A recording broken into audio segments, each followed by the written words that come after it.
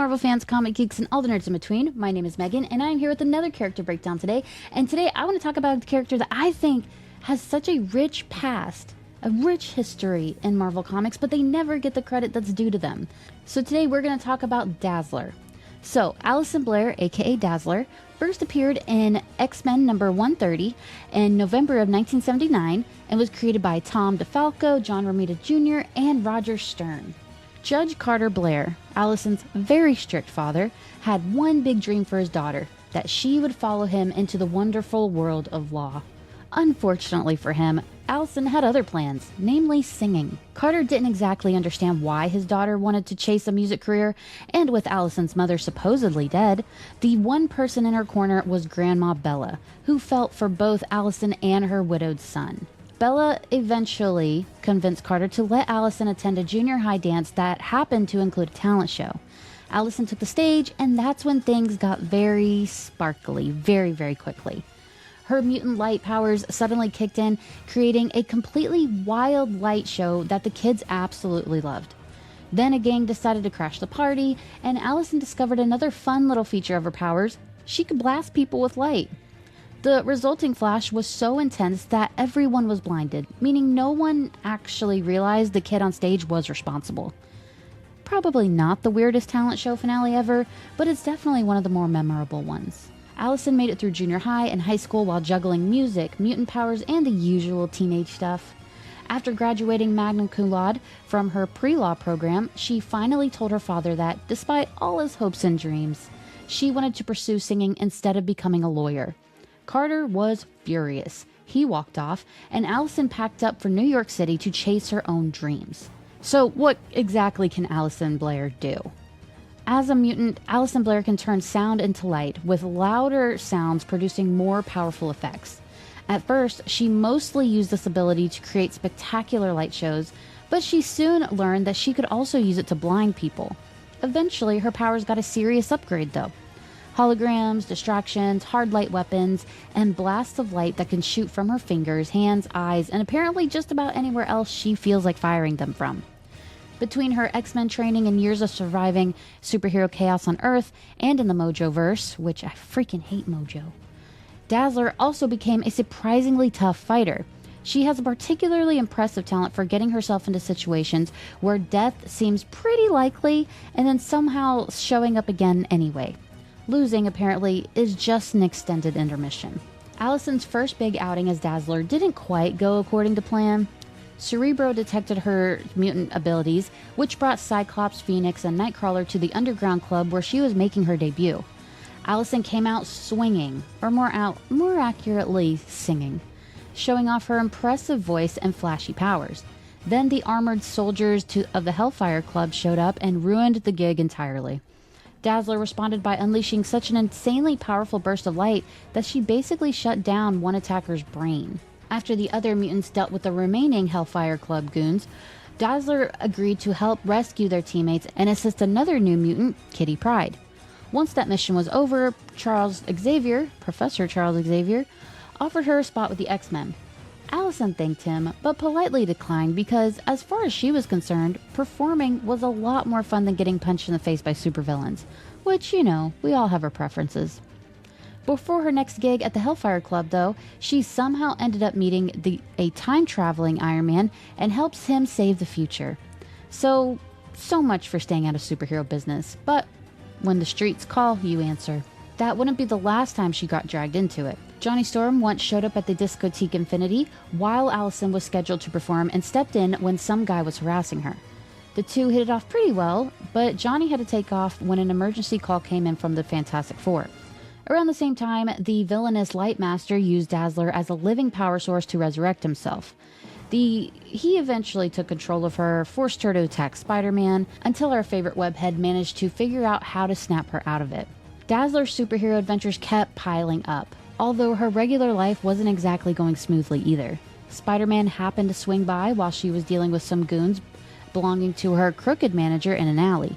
Meanwhile, Alison was several months behind on rent in her 6th floor walk-up in New York. Basically, mutant superpowers? Excellent. Financial stability? Not so much. Eventually, she called the X-Men for help, but when Storm asked whether she was ready to give up singing, Alison realized she honestly didn't know. She ended the call and decided to spend some time with friends in the country while she figured things out. Then Beast showed up with an article about a local disco called Numero Uno that needed a singer. Alison auditioned, absolutely crushed it, and even beat out the Enchantress for the job. Naturally, this meant she also made a powerful new enemy in the process, because apparently getting a singing gig in the Marvel Universe can never just be a normal Tuesday, it always comes with something else. From there, Dazzler's music career and superhero career both took off. She reunited with Johnny Storm, met the rest of the Fantastic Four, fought Doctor Doom, teamed up with Spider-Man again, and even answered Moondragon's call to join a new group of the Avengers. She also left that situation about as quickly as possible because she apparently had places to be. Her adventures only got weirder from there.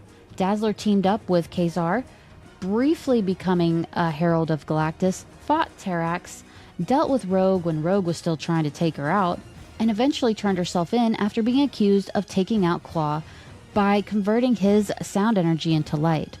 Thankfully, the courts found her not guilty, allowing Alison to get back to her usual combination of saving the world and trying to maintain a music career. And I have to say, I feel like that whole court situation in our world would really be good publicity. That's just what I think. And that was just the beginning. She would go on to cross paths with She-Hulk, Angel, who she briefly dated, Dr. Octopus, the Absorbing Man, and plenty of other heroes and supervillains. For Alison Blaire, apparently the formula was pretty simple. Sing some songs, shoot some lasers, fight a supervillain, survive something that should absolutely have killed her, and somehow still make it to the next gig. But Alison's life somehow found a way to get even messier when she discovered that her mother, Catherine, wasn't actually dead at all. She was alive and living under the name Barbara London, which is already a pretty big family bombshell. Then Alison learned she had a half-sister, Lois. Because one surprise relative just was not enough, throw in a half-sister. Things got seriously dangerous when Lois discovered her own mutant powers, which allowed her to kill someone with a single touch. After accidentally taking out a man who approached her, Lois understandably freaked out and went looking for Allie. Alison responded by doing what any loving sister would do in a completely chaotic situation, packed her for stuff, and moved them both to Hollywood. After releasing the hit album Sounds of Light and Fury, Alison found herself picking up all kinds of jobs, going from music video star to one of Millie's models to a roller derby all-star. Basically, she was collecting careers like Pokemon. But, unfortunately, not all things last. Things took a turn when she publicly revealed that she was a mutant. The resulting anti-mutant backlash absolutely wrecked her career. And it stuck with her career as well. Beast headed out to La La Land to check on Dazzler, and the two clearly had a connection. Unfortunately, things got complicated, and especially after getting tangled up with a group called the Gladiators, and the pair eventually went their separate ways. With anti-mutant sentiment making it nearly impossible for Alison to land a major headlining gig, she started taking smaller jobs instead. One of those was working as a session singer for Lila Cheney, the intergalactic rock star and friend of the New Mutants. Naturally, Alison managed to get caught up in another mutant mess when the New Mutants were split apart by the Gladiators. Dazzler went back to the Gladiators to help the young mutants rescue their friends. She even found herself enjoying the crowd's enthusiastic reaction while performing on their stage, but ultimately decided that bringing a whole group down was more important than enjoying the applause. Then things got properly cosmic. During Secret Wars 2, the Beyonder dragged Dazzler into his orbit and brought her to his space apartment because he was trying to figure out this whole love thing.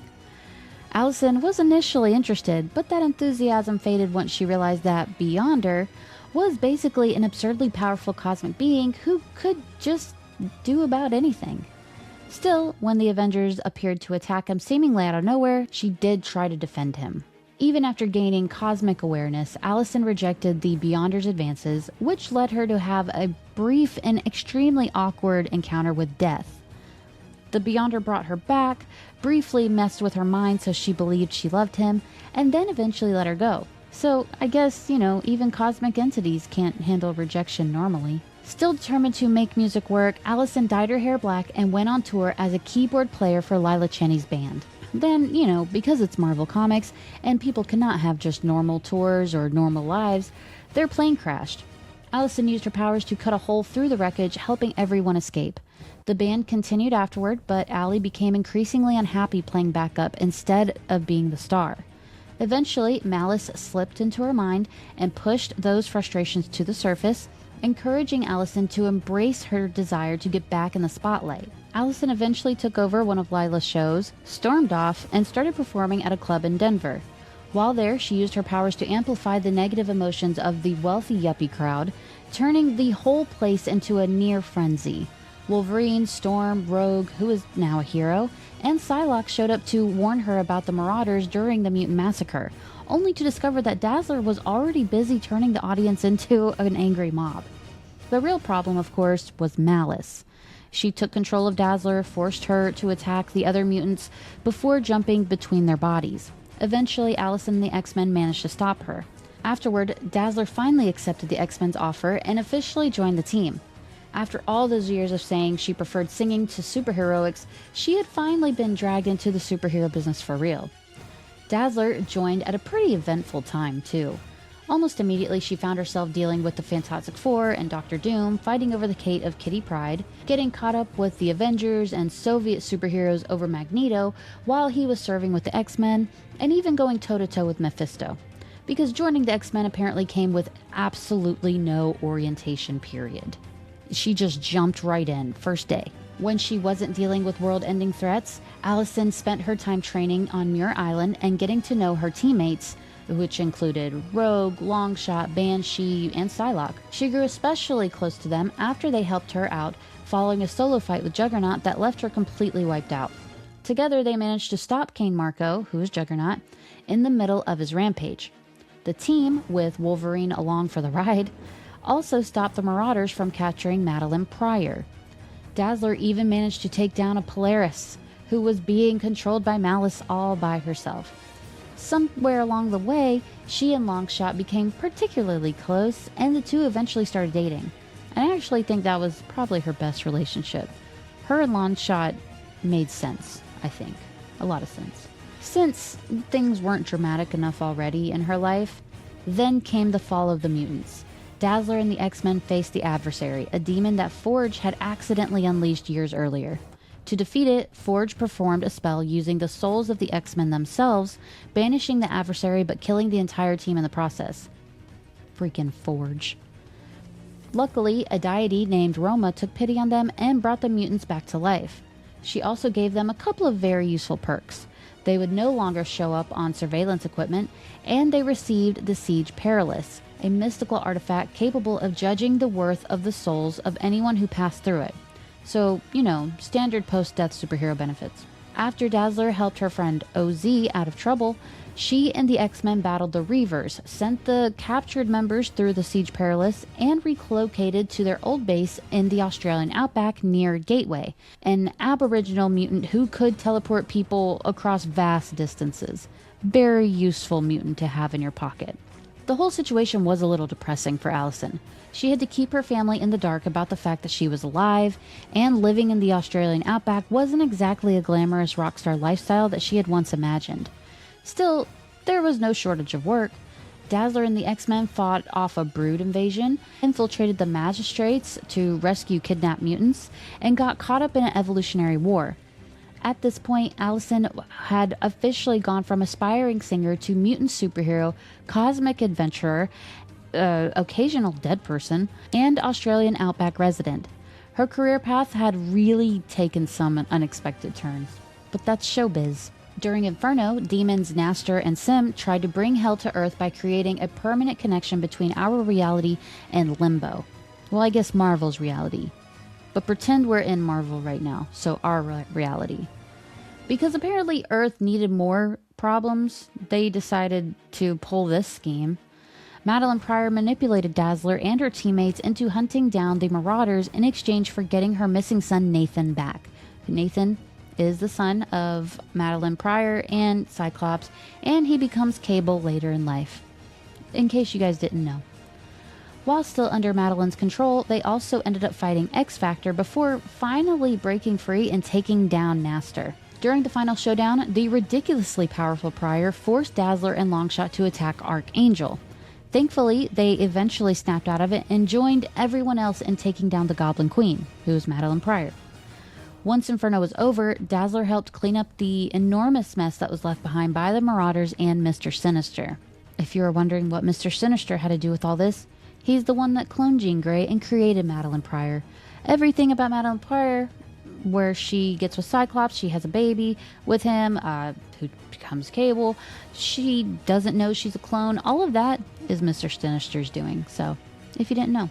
After dealing with all of that literal hell nonsense, Dazzler, Storm, Rogue, and Psylocke decided they deserved a little downtime and had Gateway teleport them to the Hollywood Mall.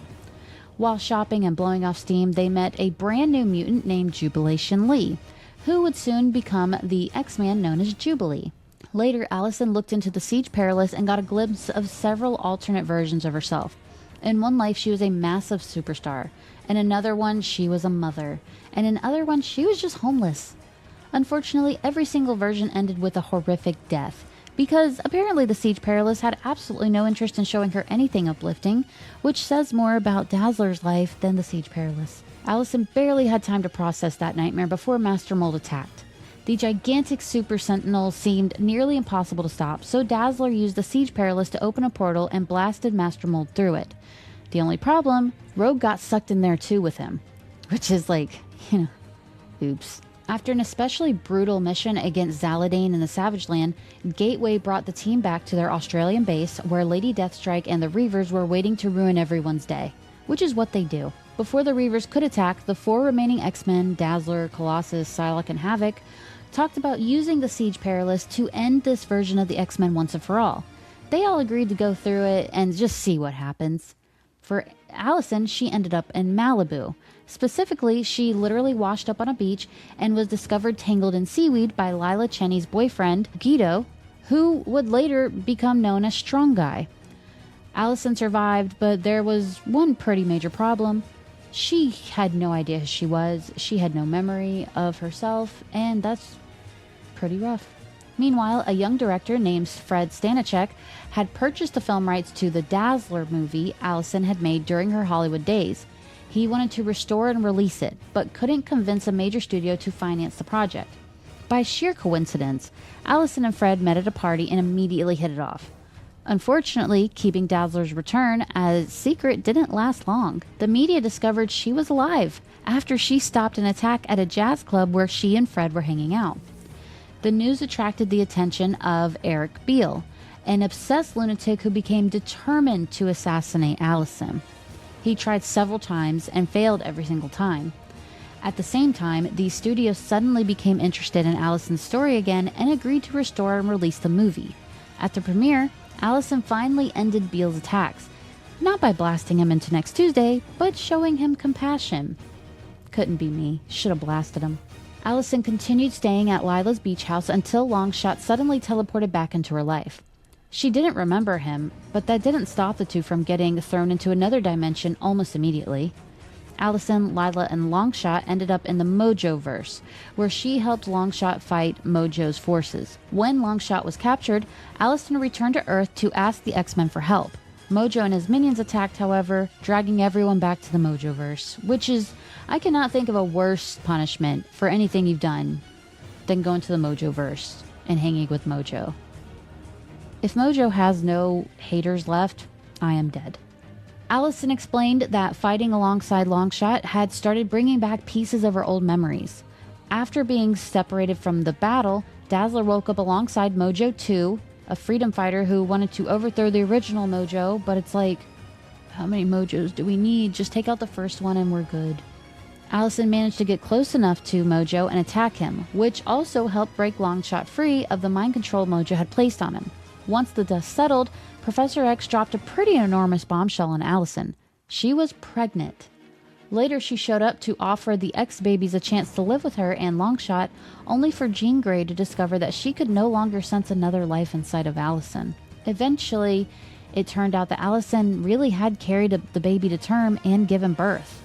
During a time-traveling adventure, Richter and Shatterstar of the X-Factor actually witnessed and helped with the birth.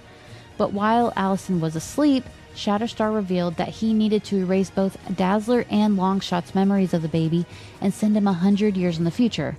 Why? Because the baby was actually Shatterstar himself. Yes. The family tree has officially become a pretzel. Back in the Mojoverse, Longshot became the temporary leader, although several factions, including Mojo 2, were still fighting over control. When Mojo tried using Wolverine to revive the entertainment industry, Dazzler and Longshot jumped in to help their new friend. Then came the prophesized 100-year war. Mojo captured Cable and Shatterstar, while Longshot headed back to Earth to get help from X-Force. Dazzler stayed behind in the Mojoverse and kept fighting.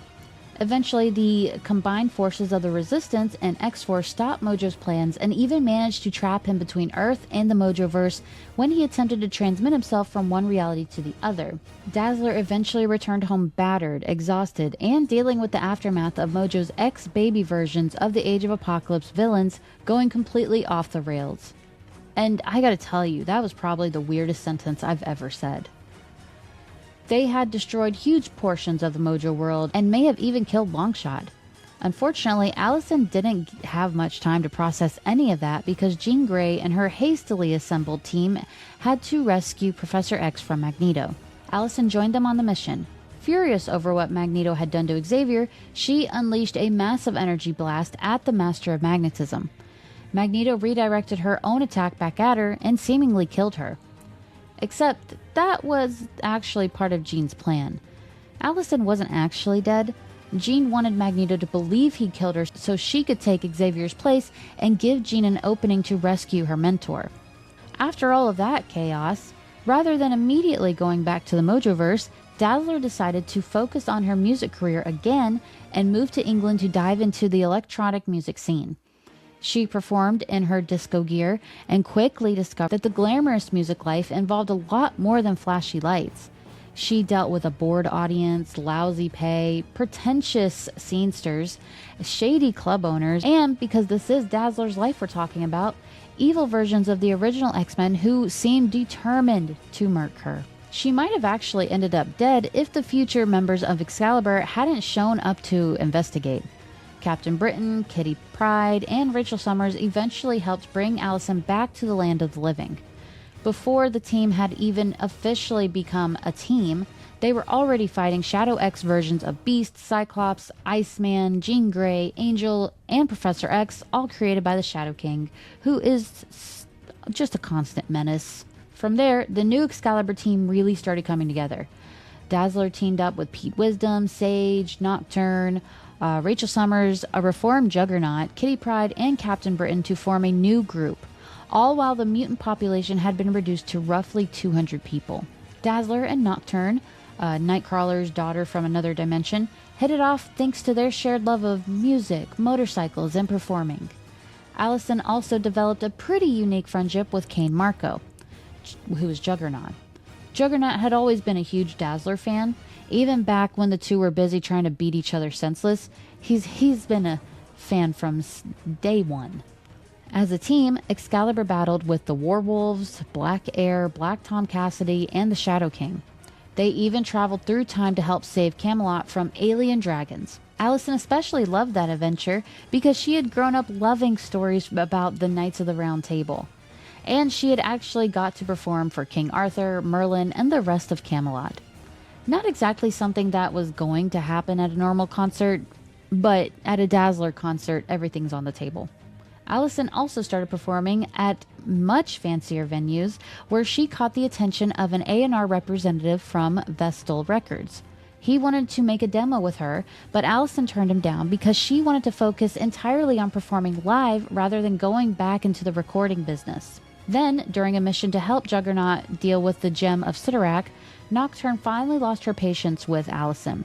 She accused Dazzler of being a fame junkie who was taking advantage of Kane's crush on her and refusing to make it clear that nothing romantic was ever going to happen between them. Harsh, but not exactly coming out of nowhere. Alison eventually let the argument go, especially after Nocturne suffered a stroke. At that point, Dazzler cared more about helping her friend and teammate recover than holding on to something hurtful that had been said during a heated moment. After everything Alison had been through already, dead X-Men, alternate lives, memory loss, cosmic weirdness, mojo, time-traveling babies, and enough career changes to fill a LinkedIn profile, she was still managing to find a little humanity in the middle of all the chaos. And of course, there's always more chaos, because this is Marvel Comics, this is the X-Men, this is Dazzler. After finally taking down the combined forces of Black Air, Lionheart, Shadow X, and Albion, the team decided to celebrate with a party. Things between Allison and Pete Wisdom got pretty spicy, at least until Captain Britain got shot in the chest and instantly ruined the vibe.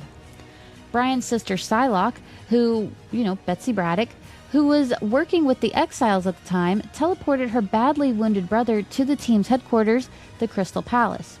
There, Allison was stunned to see Longshot again, and even more stunned when she realized he had absolutely no memory of her. The heartbreak hit her so hard that she considered unaliving herself.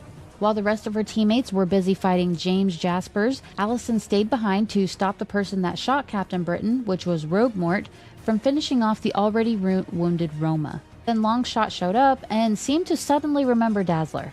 Naturally, Allison got distracted. Rogue Mort took advantage of it and knocked both her and Longshot unconscious. When they woke up, it looked like Longshot was finally starting to remember his life with Allison. So this was a lot. Unfortunately, things still didn't work out between the very confused Longshot and Dazzler. Allison eventually decided to leave not only him, but England entirely, heading for Utopia, the mutant island off the coast of San Francisco that Cyclops and the X-Men had set up. The flight over was already eventful when she got into a fight with Man Mountain Marco, because even flying to your new home has to come with a boss battle if you're an X-Man. Back with her original team, Allison tried to cheer up Pixie after the young mutant was beaten up by the Hellfire Cult. She also helped fight the Skrulls during their secret invasion and started performing again in San Francisco Mission District. One night out with Pixie and Northstar took a turn when the Sisterhood attacked and caught them unprepared. Dazzler later joined Emma Frost and the other X-Women in taking down the Sisterhood and rescuing Psylocke. On Utopia, Allison battled the Dark Avengers and the Dark X-Men, witnessed Magneto's turn toward the side of the good guys, and even had a pleasant reunion with Longshot. Things got considerably darker when Selene used the Technarch transmode virus to resurrect dead mutants, surrounding herself with an inner circle that included Dazzler's own sister, Mortis. Allison didn't go with the X-Force when they eventually took down Selene, but she did have a brutal and heartbreaking confrontation with Mortis, who told her that she hated her. Sisters. After Necrotia, Allison tried tracking down her half-sister Lois, only to end up caught in one of Arcade's murder traps at Mortis' request. Lois made things even worse by bringing in Claw, giving Dazzler a rematch with a villain that she had defeated years earlier. Allison managed to beat both Claw and her sister, then brought the unconscious Mortis back to Utopia and called her mother to explain what had happened. Because Dazzler apparently wasn't allowed to enjoy a quiet afternoon, the horrors continued. She fought vampires during the Curse of the Mutants event and later returned to Limbo. That happened after Cable and Hope returned from their time-traveling adventures. When Magic went to retrieve them with a team, she was blasted back into Limbo. Allison agreed to help rescue her alongside Pixie, Anole, Gambit, Cannonball, Northstar, and Trance. While fighting through a horde of demons, Dazzler and Northstar were taken over by the death entity that had possessed Gambit. Thankfully, Magic and Pixie managed to purge the entity from Gambit, freeing everyone and allowing the group to return home. The X-Men then took another huge hit when Wolverine left after Cyclops called on teenage mutants to help defend Utopia from the Sentinels. Most of the mutants either picked a side or walked away completely. Dazzler stayed with Scott Summers, who is Cyclops, especially after he offered her a San Francisco-based job leading the local street team alongside Boom Boom and Lifeguard. Then came another reality-hopping adventure where Allison answered Cyclops' call to help open the ghost box. Once they succeeded, Allison found herself teamed up with the alternate reality versions of Wolverine, Nightcrawler, Professor X, and Emma Frost. Their mission was to hunt down evil versions of Charles Xavier across different universes. Their first stop was the Bronze Age-style world where mutants were worshipped as gods. Allison wasn't exactly impressed by the whole bow before us routine and showed the mutants just how powerful she could be when she shrugged off their attacks. She might have done even more damage if Emmeline Summers Frost hadn't stopped her. Later, Allison used her singing to push their leader Storm into such an intense emotional state that the weather goddess ordered the deaths of dimension-hopping intruders. It turned out Storm and the other mutant gods were being controlled by an evil Professor X, whom Dazzler helped defeat.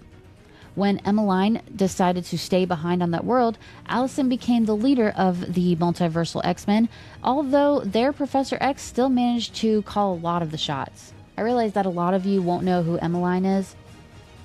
Or is it Emmeline? Emmeline? I'm going to say Emmeline. Emmeline is an alternate version of Emma Frost that actually married Scott Summers. So, Emmeline Summers Frost. They hyphenated. She led the team through a bunch of bizarre realities, including a steampunk Wild West world and a robot-controlled universe where their young teammate, Kurt Wagner, who is another version of Nightcrawler, was in danger.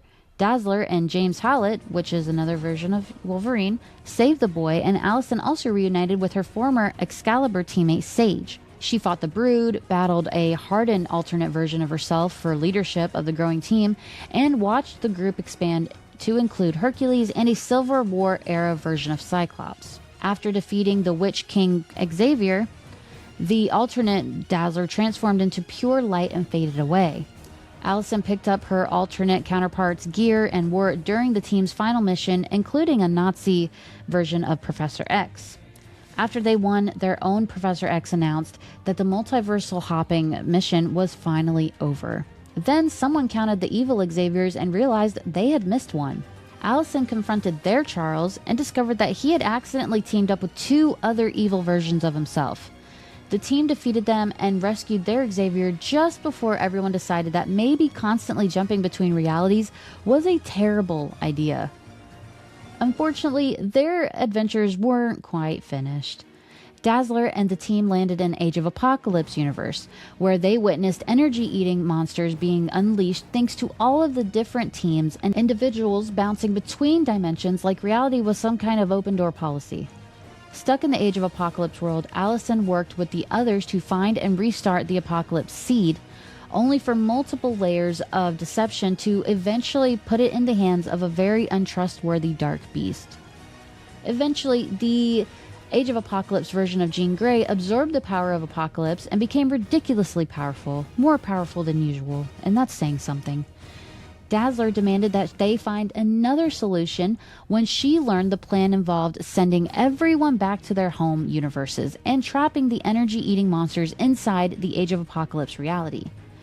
Even though she hated the idea, Allison eventually returned to her own reality while Age of Apocalypse Nightcrawler sealed the dimensional portal. Impressed by what she'd done, Wolverine offered Dazzler a place at the Jean Grey School for Higher Learning.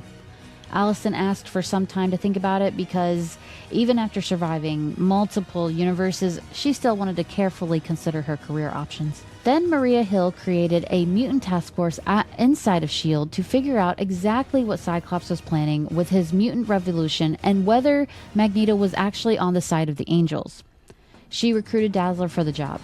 Allison's first assignment was to interrogate gold balls. I'm sorry, I'm a child. Allison's first assignment was to interrogate gold balls and find out where Cyclops and his team were hiding. Unfortunately, Cyclops and the X-Men showed up, took the new mutant with them, and accused Allison of betraying mutant kind. This accusation gets thrown around a whole lot in the X-Men world. It's like every other week someone is accused of, you betrayed mutant kind, and it's just such a big thing to say, I feel like. It's just so excessive. Then things got really nasty. Allison was drugged and replaced by Mystique. Raven Darkholm, who is Mystique, took Dazzler's place inside S.H.I.E.L.D. and used Allison's unconscious body and Madripoor to grow and extract mutant growth hormone. Magneto eventually discovered what was happening while tracking down the MGH-addicted Blob. MGH is mutant growth hormone, in case you didn't know. He rescued Allison and brought her back to Cyclops' new Xavier school after promising to help her get revenge. Once the immediate threat of war with S.H.I.E.L.D. had passed, Dazzler quit the organization and recommitted herself to Cyclops' team. After discovering that Mystique was basically impossible to track down, Alison snapped. She cut off her hair, ditched her costume, and apparently decided that if she couldn't find Raven, at least she could dramatically change her look. Rebranding is a thing. Not long after, the X-Men from both sides came together for the reading of Charles Xavier's will following Cyclops' killing of him. The whole thing gave Dazzler and her old flame beast a chance to reconnect. Although things got incredibly awkward when they discovered that Xavier had apparently married Mystique, which was weird. Still very determined to get Mystique, Alison made a deal with Maria Hill. If she helped bring Mystique in, she would wipe the records of everyone at the new Xavier School from S.H.I.E.L.D.'s files. With the deal approved, Alison worked with Cyclops to capture Mystique and turn her over. To celebrate, she returned to the stage and performed publicly for the first time in quite some time. Then reality itself decided to break again during Secret Wars. A version of Dazzler lived on an island called Arcadia, where she teamed up with the other superpowered women as part of the A-Force. When reality was eventually reset, some people remembered fragments of what came before, including Singularity, who knew Dazzler and her teammates even though they no longer remembered her. Despite the memory problem, Dazzler teamed up with Medusa, Captain Marvel, She-Hulk, Nico Minoru, and Singularity to fight antimatter. When the others caught up with Alison, she was playing roller derby in Miami while trying to figure out what she wanted to do with her life. That suddenly became less important when antimatter nearly killed her during the battle. After Singularity visited Alison in the hospital, Dazzler recovered surprisingly quickly and jumped right back into the fight. The team defeated antimatter, although their victory caused even more dimensional rifts. Naturally, that meant even more bizarre things started to crawl through, so the group stayed together to deal with those too. They traveled to Oregon to fight a shape-shifting villain called the Countess, only to encounter another Dazzler along the way, Dazzler Thor from Battleworld. Dazzler Thor was a vibe. I was into it. During their conversation, Alison admitted that she was dying from exposure to the Terrigen Mist. Dazzler Thor had also been exposed to it while falling between realities and was even further along in developing Mpox. During the final fight with the Countess, Dazzler Thor died. R.I.P. Alison then had to tell her teammates that she was suffering from Mpox too, because what's one more thing that she has to suffer through? Just add it to her resume, I guess. When Captain Marvel needed to head to New York City to prepare for the beginnings of Civil War II, Dazzler and the rest of the team went along to back her up. That led directly into the battle with Thanos that left War Machine dead and She-Hulk in a coma after the Inhuman Ulysses had visions of the future.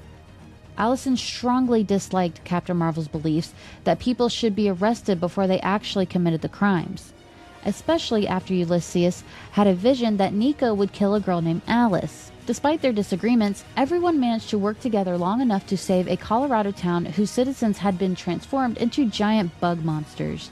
And that's just a nightmare. Dazzler eventually patched things up with Medusa despite their rocky relationship. She also used her holographic powers to disguise herself as Lady Shine, a singer performing at Black Bolt's Quiet Room Club. She teamed up with Emma Frost to attack the former Inhuman King and knocked him out. Alison later survived a full power attack from Black Bolt and searched the sewers of New York for Jean Grey before Jean's return. Inspired by Dazzler Thor and her star-powered hammer Lightbringer, Alison started a new punk band called Lightbringer. The group promoted solidarity between mutants and Inhumans because I guess Dazzler decided that what the Marvel Universe really needed was more punk rock diplomacy, and I have to agree with that. I'm here for that.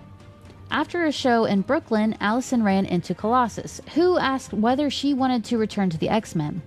Once again, she thanked him but declined, choosing instead to keep touring. During another tour, this one celebrated her first album, Alison met up with Havoc, Warpath, Colossus, Beast, and Banshee.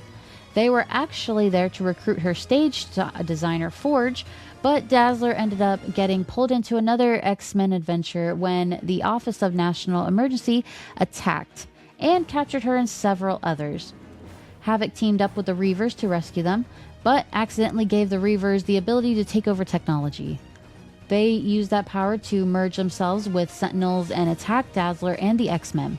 Alison, being Alison, responded by creating convincing holographic duplicates of the team and fooling the Sentinel Reavers into attacking the wrong targets. The group barely had time to breathe before discovering that the Reaver Sentinels were planning to attack the Xavier Institute in Manhattan's Central Park. To stop them, Dazzler absorbed enormous amounts of sound energy from Banshee's uncontrolled screams and converted it all into absolutely massive blasts of light, destroying the Sentinels. When one arrived at the school, the group knew they needed to get out. They escaped on a plane, but Havoc asked Dazzler to help him get everyone to safety while also helping him turn himself in. Alison agreed. She intended to break free afterward and prove that she could be a hero entirely on her own, but then Jean Grey called for help against a dying X-Man who had taken over Legion's body and his Horsemen of Salvation, which is Storm, Blob, Magneto, and Omega Red. Dazzler joined the fight, only to seemingly die alongside the other X-Men who were there that day. Instead of being the end, however, her death helped kick off yet another reality, the Age of X-Man. Because when you're Dazzler, apparently death isn't an ending. It's just another career transition. And considering everything Alison has survived, hell, alien dimensions, alternate universes, memory loss, cosmic entities, vampires, demons, sentinels, family drama, in several questionable career choices, and enough superhero disasters to fill a dozen resumes, it's always safe to assume that she just doesn't stay gone forever. And when she does come back, there will almost certainly be music, mayhem, and at least one ridiculously bright explosion waiting for her. So, of course, you see where we're going with this. She is alive. In reality, Dazzler and the missing X-Men had been dumped into the Age of X-Man, an artificial reality Nate created using a life seed. Nate is X-Man, by the way. Their memories and identities were rewritten so they could happily accept his supposedly perfect society where romantic and emotional relationships were basically illegal. Because obviously the key ingredient in a perfect world is banning people from having feelings. Romantic feelings, at least. In this new reality, Alison became one of the X-Tracks, a revolutionary group led by Murshid that opposed the laws against love and personal attachment. She still performed as a singer, because even dystopian mind control universes can't keep Dazzler off the stage. But she was pulled away from a concert at the Bright Disease to meet the group at the Gilded Tomb. There, she took part in the Perfect X, a psychic communion created through Unveil, and later joined the Light Riders on a mission to Kazakhstan to rescue Omega Red. So her alternate reality resume now included singer, revolutionary, psychic communion participant, and Omega Red Rescue Squad member, amongst so many other things. As Nate's supposedly flawless world started falling apart, Alison and the other displaced mutants slowly remembered who they really were. Once Nate finally admitted his artificial reality couldn't last, Dazzler was allowed to return to the real world with her memories restored. Back home, Alison became a citizen of the new mutant nation of Krakoa. During the celebration, after first meeting of the Quiet Council, she teamed up with Siren to put on a giant light show for everyone on the island. Later, she helped X-Factor rescue mutants being held prisoner in Mojo World by performing as the lead singer of a band alongside Lila Cheney and a young mutant DJ. The whole concept was basically one giant musical distraction while the prisoners were freed and Mojo's operations got wrecked. Among those rescued was Shatterstar, which, if you'll remember, is Alison's biological son. But thanks to the absolutely bananas time travel circumstances surrounding his existence, she still had no idea that was actually her kid. Like, the X-Men world is messy. While living on Krakoa, Alison regularly performed at the Green Lagoon and was scheduled to play at the first Hellfire Gala. She also got into frequent arguments with Dr. Nemesis, mostly because he insulted her music and handed out experimental drugs like a guy operating the world's sketchiest pharmacy. Eventually, they made up and even shared a dance. Later, Dazzler got infected by Onslaught and nearly manipulated into taking part in the planned Crucible massacre. Pixie managed to free her, and Alison then helped lure the affected mutants through the gateway to Arakko. After temporarily returning to Los Angeles, Alison discovered that her boyfriend Alex had been cheating on her. And because apparently regular relationship drama wasn't sufficiently awful, she also found out that Alex was a vampire and the grandson of Dracula. Alex drugged and kidnapped Allison, Jubilee, and Boom Boom, forcing the three women through a series of deadly trials before they eventually reunited with Wolverine. They discovered that Alex was working with the Collector, who had been keeping the women and other captives prisoner above the ship. The four women teamed up as the Exterminators, fought their way through the whole mess, freed the prisoners, and escaped back to Krakoa. They avoided punishment by proving that the vampires they took out were actually defectors from the Vampire Nation. With Dracula's approval, Dazzler later returned to Los Angeles with Alex's former captives. She legally bought the property where Alex's bar had been located, and then promptly destroyed the place anyways. Meanwhile, Jubilee, Boom Boom, and Wolverine dealt with the Collector. At the third Hellfire Gala, Dazzler was elected to be on the new X-Men team. Unfortunately, the celebration lasted like 5 seconds before Orcus launched a devastating anti-mutant attack. Most of the newly elected X-Men, including Allison, were killed by Nimrod. But once again, death failed to get the message. Allison was later resurrected alongside the other elected X-Men by Ascani to help Charles Xavier map Myra McTaggart's 10th life. The plan was to find the exact moment before Myra's powers emerged so Xavier could travel back in time and take her out as a child, preventing Enigma from ever existing. Dazzler then joined Cannonball, Frenzy, Jubilee, and Prodigy as they traveled through timelines generated by the Myra engine, in search of a human version of Myra whose memories they could map. Allison helped the team survive several hostile realities, although she admitted she was worried because they couldn't rely on her bizarre ability to somehow resurrect herself every time death came knocking anymore. When they finally confronted the cyborg Myra, Allison was struck down while protecting Prodigy. Fortunately, she was revived by absorbing nearby sonic energy and helped the team defeat her. Back in the White Hot Room, Allison opposed Xavier's plan to kill Myra as a child. She argued that destroying Krakoa's history could also erase all the new lives and relationships and opportunities the mutant nation had created. Dazzler wasn't wrong in what she said, but in the end, Krakoa was done anyways. So it's like, y'all might as well have just taken her out. It's fine. But what did take down Krakoa, as we get into the fall of Krakoa, a multi-pronged assault by the anti-mutant human organization Orcus, internal betrayals by the Quiet Council, and overarching threats from Machine God and Dominion entities. It was big, it was bad, and that was the end of Krakoa. After Krakoa fell, Dazzler released a successful new album and launched a worldwide tour celebrating both her career and her mutant identity. Her touring crew included Domino, Strong Guy, Multiple Man, Shark Girl, Wind Dancer, among others, because apparently Dazzler's tour bus had basically become an X-Men spin-off in its own right. Naturally, the tour immediately attracted anti-mutant sabotage. Scorpia attacked Allison's opening concert and revealed that someone had unanimously paid her to shut the tour down.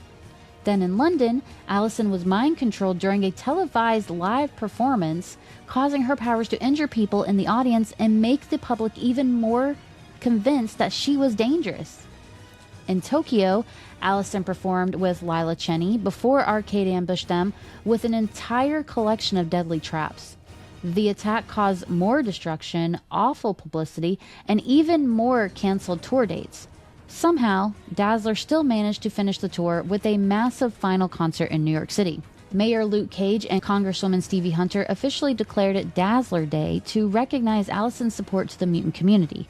During the celebration, Allison discovered that the attacks had actually been orchestrated by a rogue duplicate of Jamie Madrox, who is Multiple Man, who had infiltrated her own touring crew.